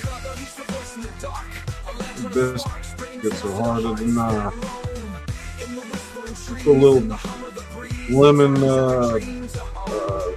When the silence what you grows call near, it, a blueberry onion biscuit. keeper of pages, the light in the dark. ScullyPop, the voice in the dark. Talking about some yum yum. Voice in the dark. He's the voice in the dark. What's that? Lemon curd. Yeah, lemon curd. Lantern of sparks. That's so good on a biscuit. Movies in the dark.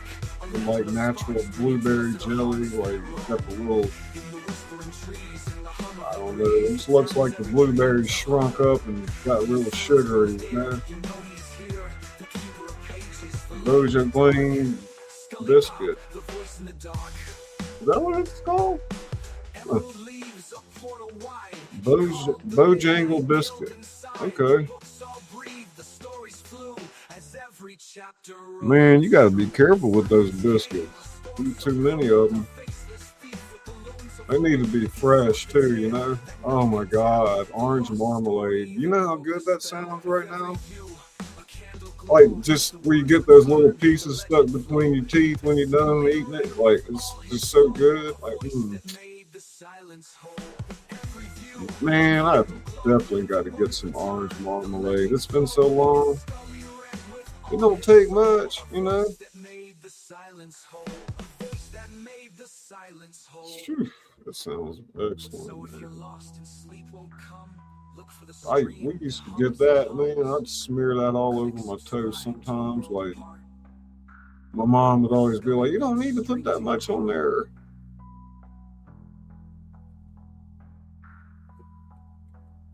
I know it'd be easy to eat a lot of it, but you'll pay for that later. Oh, I think I'm gonna be on the heating pad again tonight.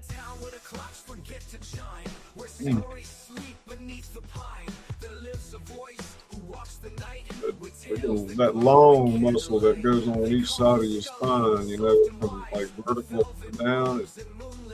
When it goes out, it feels like it's like a leather belt hanging there, you know.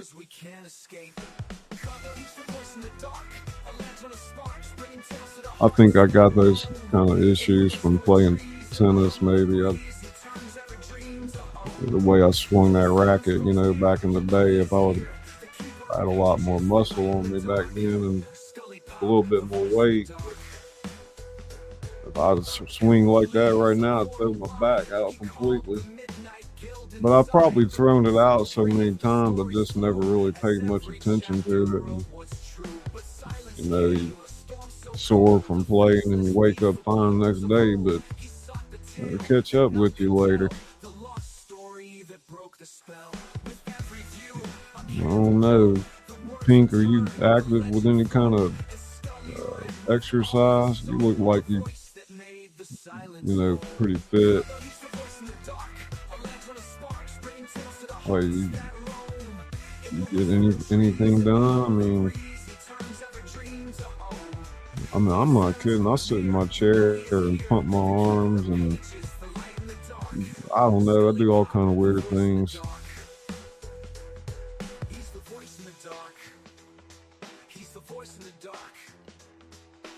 I got this bar down there. I guess it weighs maybe about 15 pounds, maybe 20 pounds. Kind of good to do some like lifts and things.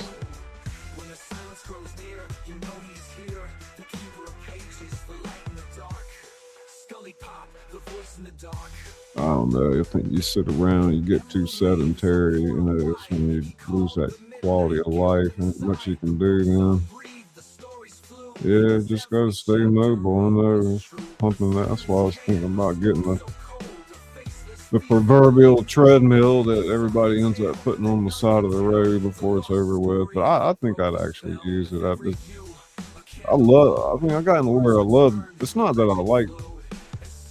I mean, walking is okay. You know, I never got into it, but if I had new other places to walk, I'll just go around the circle in the neighborhood. But sometimes the weather can slow you up with that, and I do miss my walk because I always do feel better afterward. I've been lazy lately. It's been the weather holding me back. Yeah, there's a bunch of y'all in here tonight. It's almost midnight here in Mississippi. I'm about to wrap it up. Heading out and gonna go fuel up. Yeah, seated elliptical is my fave. Yeah, I mean, I guess maybe they make them now where you can walk on them and make a chair or have a 2-in-1 or something. Dang, 8 to 10 inches of snow in Raleigh Saturday. Golly, it's a lot. Man. Yeah, it's cold right now in this country. Mm.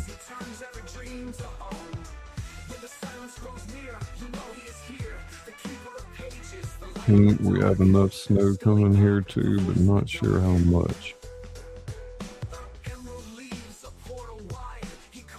I don't know. Maybe we'll get some down here in Mississippi. We'll see. We got some last year in January. It was a lot more than I'd ever seen. I mean, I looked out across the yard.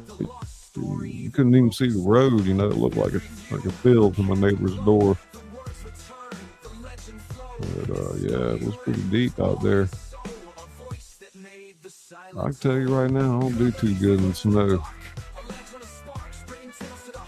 Like right now in Virginia, where Izzy is, they got like big ice problems. Like they can't even get in and out of their complex. They live up on a hill. Crazy. Well, I have a ravenous appetite right now, I'll tell you.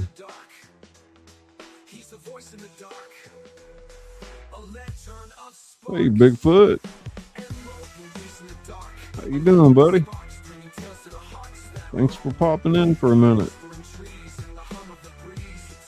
I appreciate you. I'm trying to get in and out and catch you guys. I've been working on some other stuff. But I do pass through and leave a comment usually. Yeah.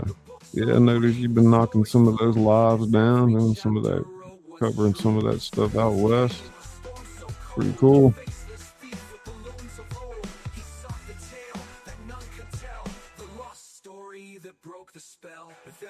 Yeah, I'm doing pretty well. Hey, Nora. How you doing, darling? Oh, thank you for the emojis, Grizzly. Yeah, steady grinding. It is. It's like I'm a little bit older, you know. You start realizing you don't have so much time left to do what you want to do. But it's not just that. I was telling Izzy that last night. You know, it's you got less time than some of the younger folks, but you don't feel great all the time either. You know, when you get older, so sometimes you have to take a break. But I don't. Gina, older. Yeah. I tell you what, the cabin life doesn't seem like a bad idea to me at all. I'd be right at home with that. I surely would. I'm not sure about the van life, you know, but cabin life, it might take a little getting used to, but as long as you got your stores and supplies and stuff like that. Yeah, I don't know, time's moving faster, you know, it's like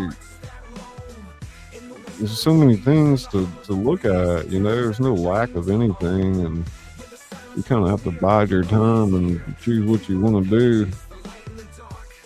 But I mean, they say like 90% of people are just doomsday scrolling, and some of us like tend to use the power of technology and intelligence and to our benefit. And, you know, sometimes you can leverage that, but I mean, we never have had in the history of the world that anybody pretty much knows of to have had intelligence as actual capital. But it appears it's becoming that way. I don't know.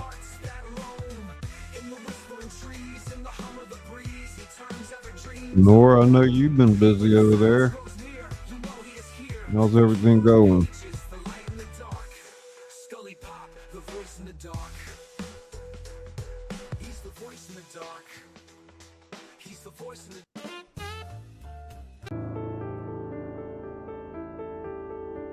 moments like that.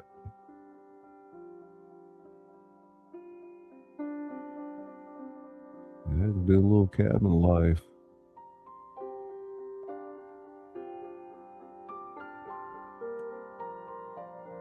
Something we're even running. I guess it is. Ooh, man. Try to get off here and more people start coming in. Oh my goodness.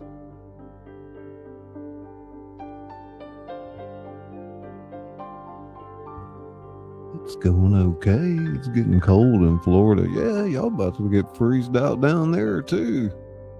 I heard. Whew. I don't even want to go outside. It's been so cold. Well, I mean, it's 33 right now.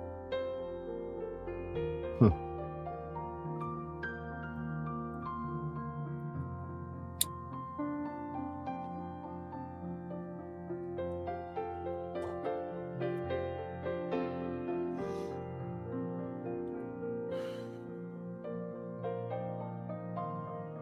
All right, Gina.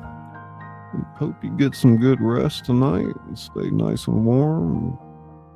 And hang out with your kitties. Hope all your kitties are doing well.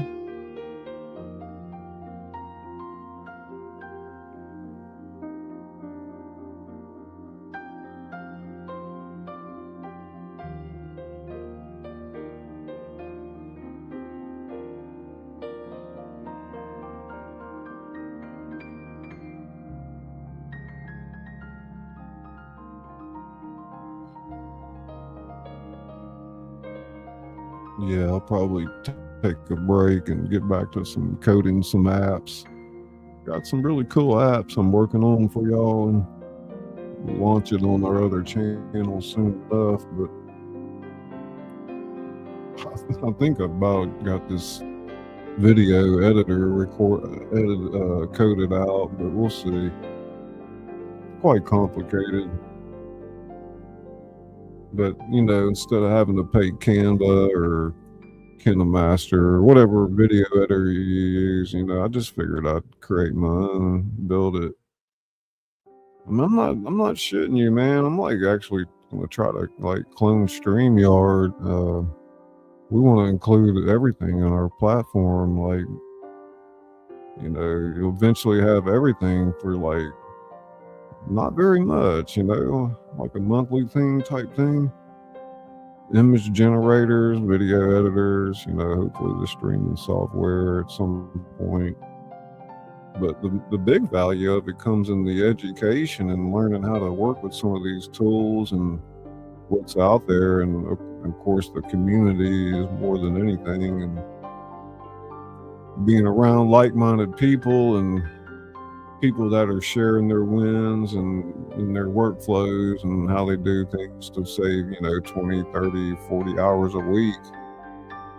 I like to call it the grunt work that we don't like doing on YouTube. And sometimes a lot goes into a lot of hours goes into a video or a live stream, and then you don't get that many views and you're like, man, worked all those hours and like nobody watched it, you know? I don't know. Yeah, Canva's, I mean, it's pretty good. It seems a bit commercialized at this point. More family oriented type thing, maybe. I mean, like, I think they actually have like restrictions and things they won't let you do. Now, I mean, as far as what we're doing, a lot of it, well, some of it's in beta, but some of it will be ready to go. I'm certainly promoting it already. But I think if it takes off, you know, one of the big things about business is you open a business, you worry about having enough customers. But what we don't think about a lot of times is like another thing you have to worry about, like, is having too many customers. Like, if you have too many customers and you just like opened a business in town, you can't take care of everybody. That's not good, you know? You have to be ready to scale and without the system breaking down. But I mean, at that point, if you're pulling those kind of numbers, you hire a product manager and just redesign whatever you're doing and for the long haul. Right, Izzy Pop?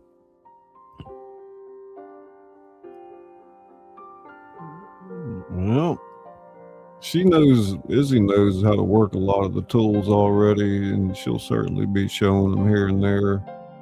You'll on the new channel, you'll be able to catch both of us doing lives and showing the tools, and keeping up with what the latest in AI and what's coming out, and the things that if you don't at least get familiar with them, you'll end up missing the boat later. And I mean, after all the hard work, you don't want to get left in the dust and somebody just come on in and boom on right past you in no time at all. Like, it's not like how long you've been doing this. Like, you could be doing it a short time and blow up, and you got people been trying it for years and just like,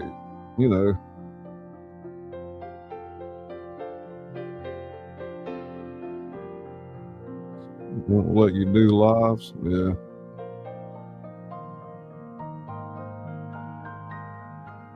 I've got one tool. It's so cool. Like when you open it up, it's an app that you give it permission to use your microphone and you talk to it. You tell it like what the video idea is or give it a title, and it discusses with you, like, and it's in its brain. It has the YouTube's best practices. So you sit there and you talk to it until you guys come up with a full script and everything. Like, you agree about what the video should be about and how it should go down and how this would relate to this YouTube analytic, and it just tells you like if your video is right or not. And once you get done doing that, you hit the print button or export, and it produces a report for you that has the script for the video. It has the agent will also produce the image generation that you need to make. It gives you tags, hashtags, and I forget what else it does. But it's pretty brilliant the way I designed it. I'm sorry, I'm not good company tonight. Have a great night. Sleep well, everyone. Yeah, you too, Sugar. Thank you for coming in. Yeah, but that's a really cool app.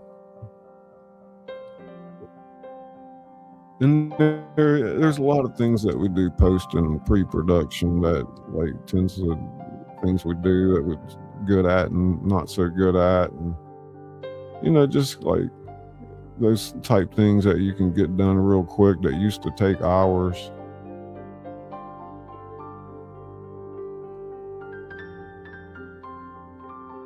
Anyway,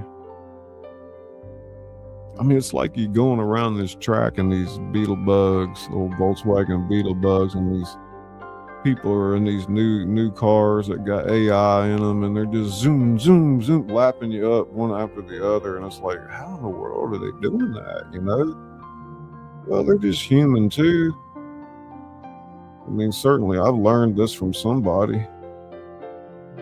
Some of it I've created on my own, some of the ideas, but you'll see, it's really cool what I've created and what we're gonna do. We're gonna have a big webinar.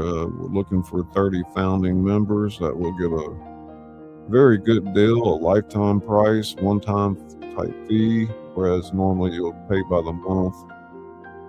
But we'll let you know more about that later. We'll start dropping the landing pages for that, for waiting lists. Like I said, there's kind of limited seats, and it's a couple of months away, but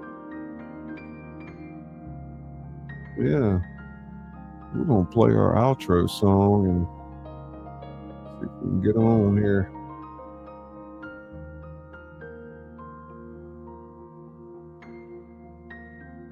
Yeah, it's pretty cool, Pink. Looking forward to it as well. I mean, I've already made 26 apps that all do great things for content creators and will make your life a lot easier. Everybody say good night to Izzy, and we'll drop her emoji out there one more time.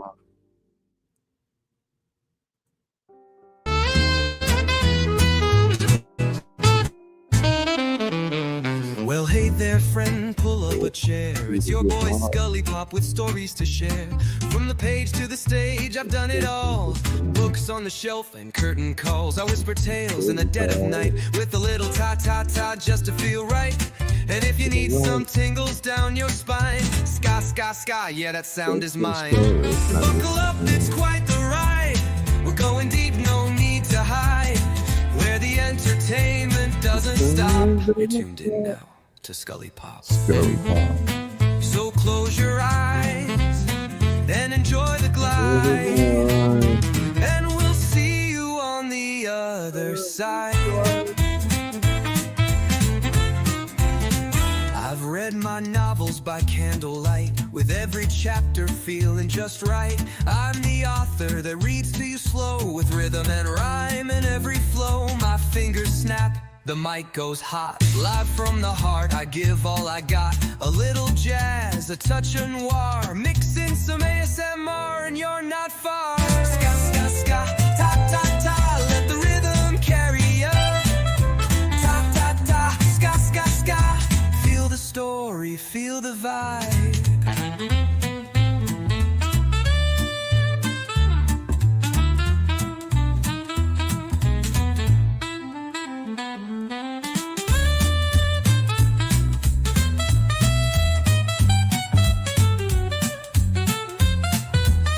Ska, ska, ska.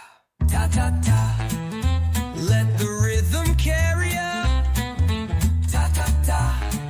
Ska, ska, ska.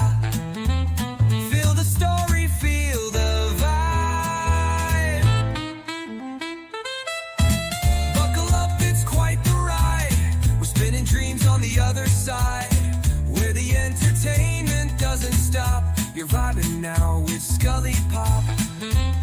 So dim the lights and let it slide. And we'll see you on the other side. Yeah. Stories whispered, curtains raised, books turned to gold and voices praised. I'm just the guide on this wild old ride. And if you're still with me,